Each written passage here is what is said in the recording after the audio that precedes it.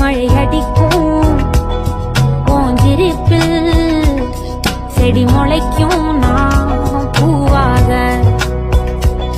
வெயில் அடிக்கும் நாள் வரைக்கும்